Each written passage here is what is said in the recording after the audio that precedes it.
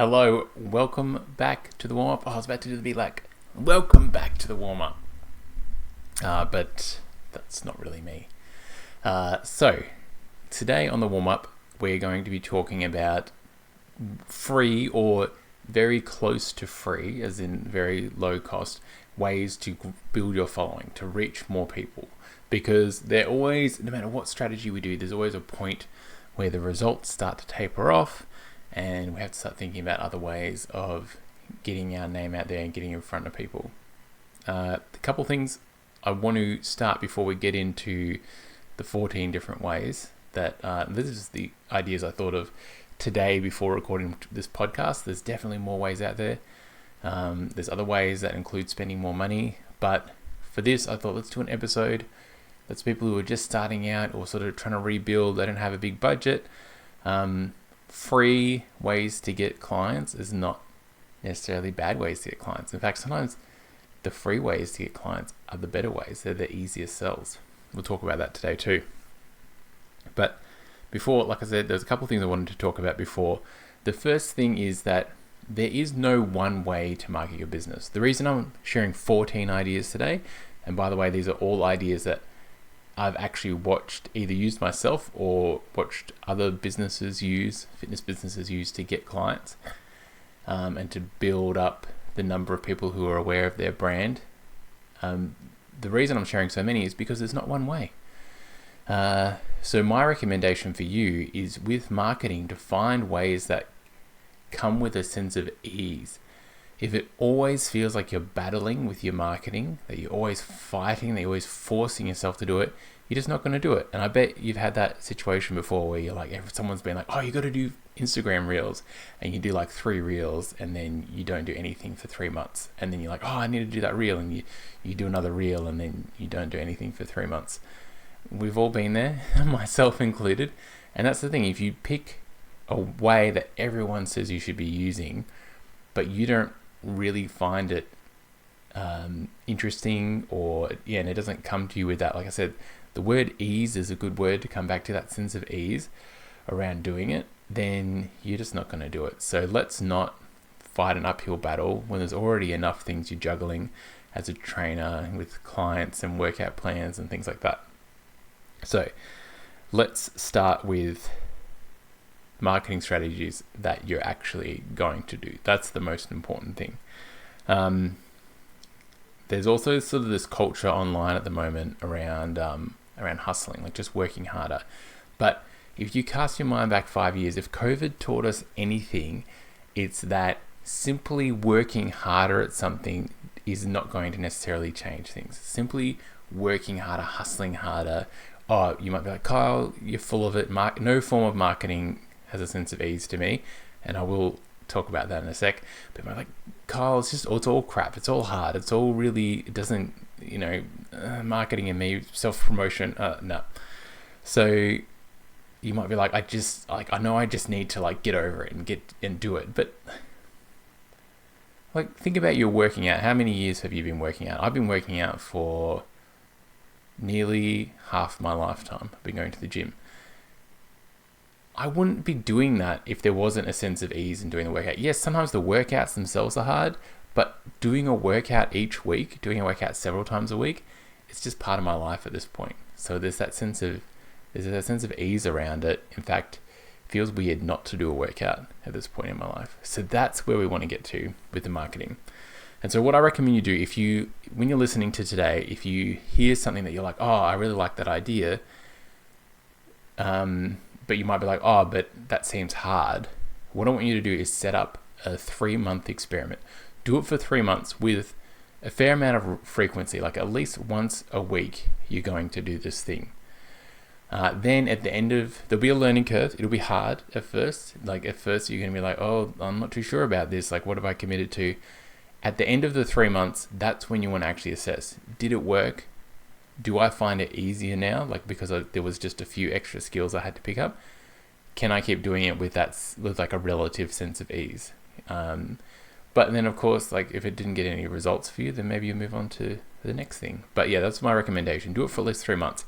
Like someone, again, coming and working out with you who's just starting, first week, they're just going to feel sore. But after 3 months, they'll be like, oh, I'm feeling better now. I'm starting to see some of the improvements. So that's my thing. So marketing strategies that come with a sense of ease, but give yourself enough time to actually try them out and adapt and see if they're working. All right, now I want to keep this under 20 minutes, and that's like a minute per idea. So get your pencils ready, put me in slow-mo, and let's get going. So the first idea I have, and it's one I've talked about before, it's community notice boards. Now I don't mean Facebook groups, I mean like actual physical community notice boards. Get out into your town, and like I said, this might work really well if you're in a small town.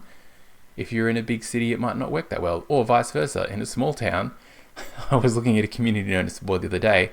There was stuff in there from 4 years ago, so I don't think anyone is going and reading it and clearing that notice board out.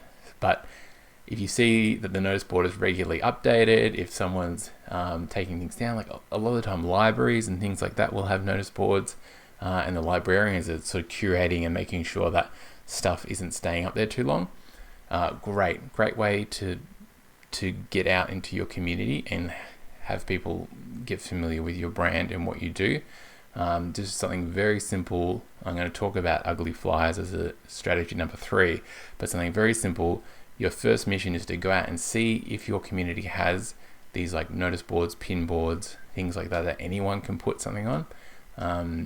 And then, this can be a very simple way to get people in the area familiar with your brand, especially if you don't have a physical location, like maybe you're operating out of a park or something like that. People might not know you're around. So number 2 is your beauty and health people. So who are the people, your beauty and health, like health and fitness sort of all go in together. So who are the people you go and see, like your hairdresser or your barber, depending who you go and see, your osteopath, your physiotherapist, your massage therapist. Who are the people you go and see regularly? Maybe the person does your nails. Like, what are you doing? What relationships do you already have in your community with other local businesses that move in a similar niche to you?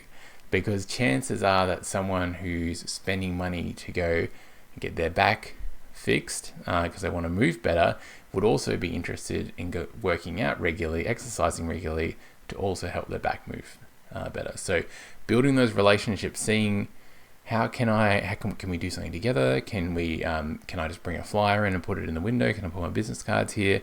What can I do? Again, you don't know until you know. But imagine if you did this with every single person in your local area who you know. Suddenly, someone who goes and sees the same people as you is going to be like, oh, there's those business cards again. Oh, there's that flyer again. Maybe I'll have a look at it this time. What's that thing? There's some statistic around like people need to see your brand 12 times before they buy. And that's what Coca-Cola and those big companies do. That's why they're everywhere, because the more times you see them, the more likely you are to buy. All right, number 3, ugly flyers. So what do I mean by that? A lot of the times when I go into cafes and I'll see a flyer up on the wall, they're always beautiful, or they've used like some Canva template, and my eyes just immediately slide off them and go on to the next thing. Unless it's got a particularly engaging image, my eyes just keep going, because we're so used to seeing really beautiful advertising that our brains just recognize it as advertising and it moves on. So you want to actually make your stuff a little bit ugly. You want to make it stand out. And the example I thought of while doing this was to go onto YouTube and just look at the homepage and see which videos catch your eye. Look at the thumbnails, and you'll see a lot of YouTubers, they don't have thumbnails with lots of information. It might be like 2 words and 1 or 2 really engaging pictures. So that might be what you start to think about with your marketing. Like, what are like 2 words that are going to catch the person's attention who you're trying to attract? Can you put a really cool image with that, and then just have the information in tiny writing below? Because if they're interested in that initial image, they'll come up and they'll get more information. Something to play with. Again, this would be an experiment. If you did this as a 3-month experiment, you might try a different flyer each week for a month. Just an idea. For 3 months. Number 4, community notice boards again, but now let's talk about online community notice boards. One big thing here is that Facebook groups don't do as well as they used to. And if your local community Facebook groups are like mine, you might have a really good community Facebook group. Mine tend to be like the same 6 people posting all the time. But in general, stories will do better than just like, this is when we're starting. So you might use the notice board, a Facebook group or a community notice board to share a success story of one of your clients, or maybe your own success story or something like that gets people to engage. But you're still rolling the dice a little bit on depending who will see it, because you need the right people to see it who want to engage with the content and comment for it to be shown to more people. So we can kind of mess with the algorithm a bit here, and when you post something on one of your community notice boards, go to your existing clients and say, hey, I just posted something. If you've got a minute, could you just go to this link and show it a bit of love? Get them to like it, heart it, leave a comment, leave a review, and that will help that post get some momentum and generate some interest. The other thing is to keep an eye on if you're posting to social media platforms that use hashtags, what local hashtags are in your area. What are people using? Do they use the postcode? Do they use the town name? Is there another one? Is there one specifically for fitness in your area? Have a look at what those hashtags are and use that when you post.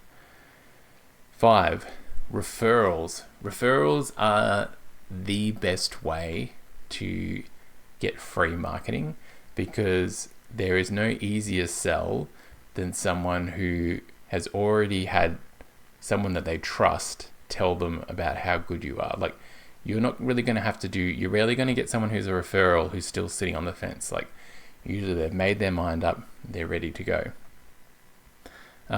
So make sure, 2 things. First thing is, not all of your clients will give referrals. You'll find that it's like the same 10% maybe of your clientele who give you all of the referrals. So what you want to do is make sure that you're thanking and rewarding those people, like buying them little gifts, writing them thank you notes, things like that, just to say, I see you, I appreciate that you're sending me free business, and if you'd like to, keep sending me more. But yeah, really paying attention to that. It is usually the same group. I know when I start talking about referrals, a lot of people are like, oh, I'll run a challenge and we're going to have this many people, people are going to score points for like referring people. It's a cool idea in theory, but in my experience, especially in Australia, it's still the same people who are bringing in clients. So you may as well just have a personal relationship with that client where, you show them gratitude for what they're doing. All right, let's talk about social media in general. So we talked about social media community groups, but obviously Instagram, TikTok, big ones for fitness in terms of social media. And if you've been following me for a while, I'm not like that in love with social media. I definitely have like a love-hate relationship with it, where it's like I see the value in it, but I also see like the issue with it, and the issue is pretty big.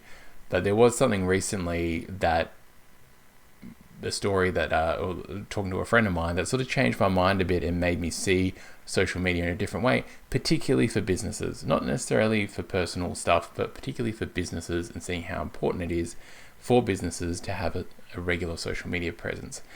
And we were at a friend of ours' wedding, and we're talking about the photographer who was there, and she was explaining to me, I was like, how did you find your photographer? I always love hearing stories about how people found someone that they then pay thousands of dollars. And she's like, I found her on Instagram.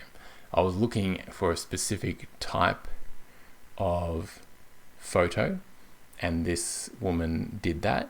And then this is what really changed my mind. And I kind of knew this, but to hear someone actually say it really blew my mind. And that was, she said the reason she picked this photographer was 2 posts that this photographer had done. One with where the photographer, it wasn't her photos, the photographer was dancing. So it was one of those dancing Instagram videos. She was dancing, and she had a bit about like how basically her philosophy on taking photos and her work and just like work-life balance and stuff like that. And that was one of the reasons she hired her. And then the other reason was that the photographer had shared that they had ADHD, which is something her husband, the groom, also has. So she loved the idea that the photographer at her wedding was going to understand what it was like for him trying to stand still for hours with ADHD and get photos taken. And so she loved that that the photographer had that experience and that knowledge, having had that herself. So I just thought that was fascinating. It wasn't like, oh, she took the best photos or this. It was like, no, I as a person, she felt like this person was going to be the person to help at their wedding. And they then forked over thousands of dollars to her to take photos of their wedding. So that really got me interested and thinking a lot about social media, and how I think a lot of the times we think we have to be posting information and stuff like that. And yes, that's helpful, but I think thinking of social media as a way for people to see you and what you're about. So not necessarily your entire private life. I don't think you need to share all of that, but for them to see you, what you're about, what your personality is like, what it would be like for them to work with you. That's the best thing you can use social media for. All right, so we are number 6. So now number 7 is, this is something I've seen lately, is bad testimonials. So it's going online, finding your 1 and 2-star testimonials, then sharing them and talking about them, talking about why this person had this experience with you, or flipping it into a positive. So maybe someone leaves you a review and they're like, oh, the workouts were kind of repetitive. So then you would go online and be like, we do repetitive workouts because we use progressive overload, and progressive overload requires that we do the same workouts over and over again. And then that way you get better at each exercise as we do it. And you can see how I'm turning this like negative review into a positive thing. So this is something I'm seeing companies do at the moment, and it's really clever because the social media algorithms, they skew towards outrage, which is unfortunate, but they skew towards outrage. But that means that if you share something negative, it's going to grab people's attention, but then you've got this opportunity to turn it into a positive. Why is that thing that you don't do, or that you do differently, that this person didn't like? Why is that actually of a benefit to a different type of customer, the customer you do want to serve? Something to think about.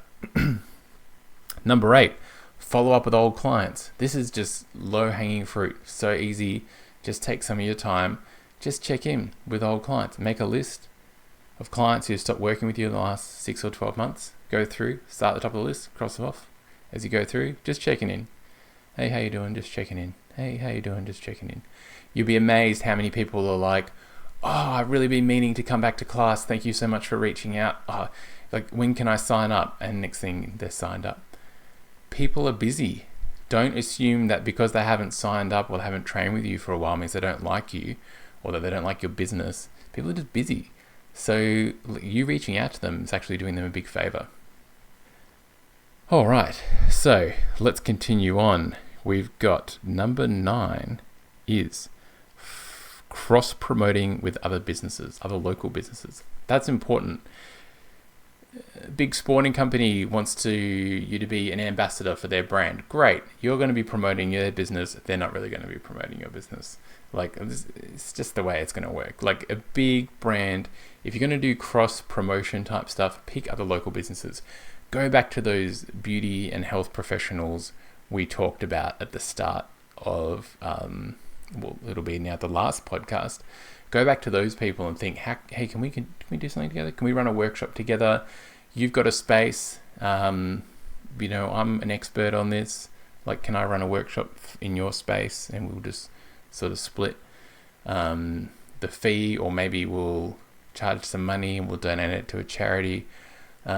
These kind of things help get you out into your community and establish you as an expert on a topic. Make the workshop really specific. Don't just make it a free workout. Make it, unless it's a very specific type of workout, make it on a specific topic that most people, or the people you want to serve, are dealing with. 10, Facebook events. I still get notifications about Facebook events. Why aren't people using Facebook events? Free advertising that don't necessarily go as much as they used to, but it's still like free social advertising, because if someone clicks interested, if you get your clients to RSVP to the Facebook event, that's going to show up on everyone else's feed. Same with like Meetup, Eventbrite, like all these other like try booking, these other websites for letting people book in for events.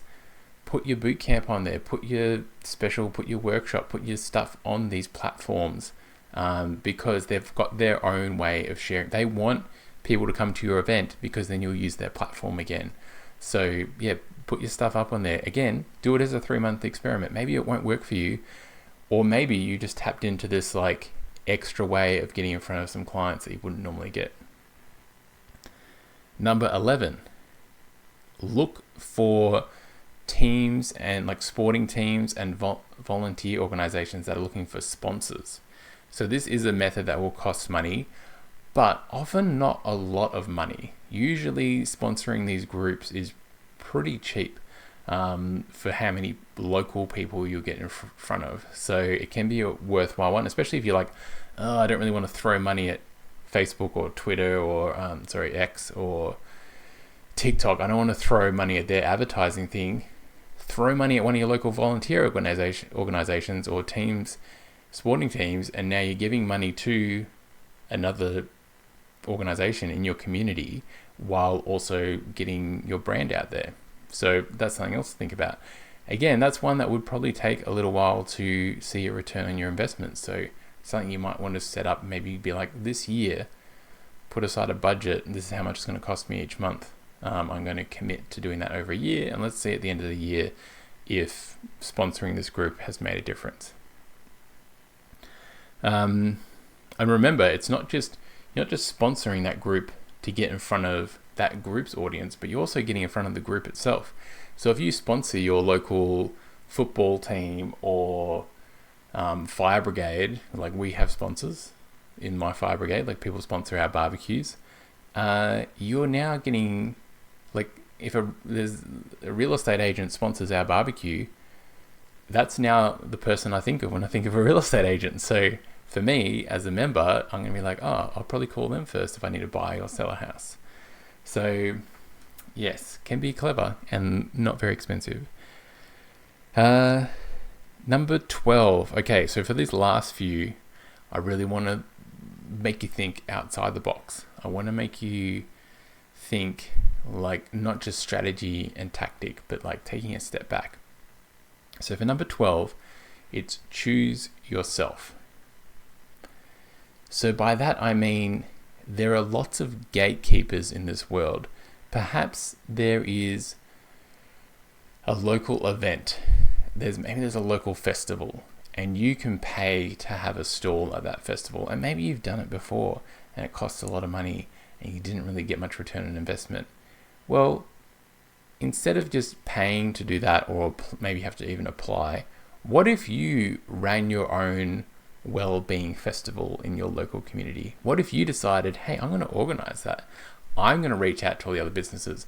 Not only do you connect with all these other businesses in your area that you wouldn't normally connect with, you're the person who organized it. You're the person who helped them get exposure. And plus, as the organizer, if you want to put your business front and center as the main event for the well-being thing, you can. So this is a concept I got from Seth Godin, and it's all about choosing yourself. So like, don't wait for someone else to choose you. Don't wait for someone else's permission. If you would like to see something like that in your community, be the one who organizes it.